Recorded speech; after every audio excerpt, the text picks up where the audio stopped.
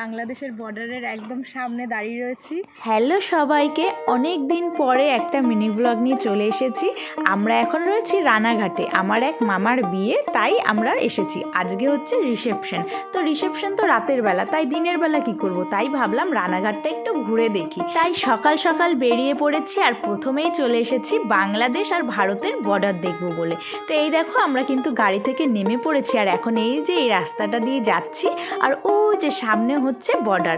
তো এখানে একজন বিএসএফ আছে, তার কাছে আধার কার্ড জমা দিয়ে তারপরেই কিন্তু আমাদের বর্ডারে আসতে দিয়েছে। বন্ধুরা এই দেখো আমরা বাংলাদেশের বর্ডারের একদম সামনে দাঁড়িয়ে রয়েছি, আর ওই দেখো ওইদিকে আর্মি অফিস, আমাদের ইন্ডিয়ান আর্মি অফিস। হ্যাঁ আমাদের ইন্ডিয়ান আর্মি অফিস। আর এই যে আমরা পারমিশন নিয়ে এখানে এসেছি, তো এই দেখো বর্ডার, ওই পাশে হচ্ছে বাংলাদেশ।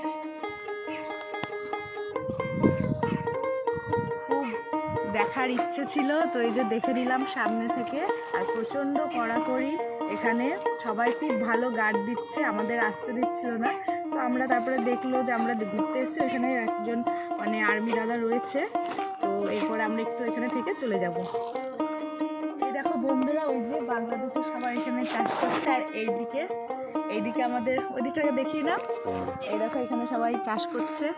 এই যে একজন কাকা, আর ওই যে একজন এখানে ধানে করছে, ঘাস ওঠাচ্ছে বাংলাদেশের মাঠ ঘাটের দিকে।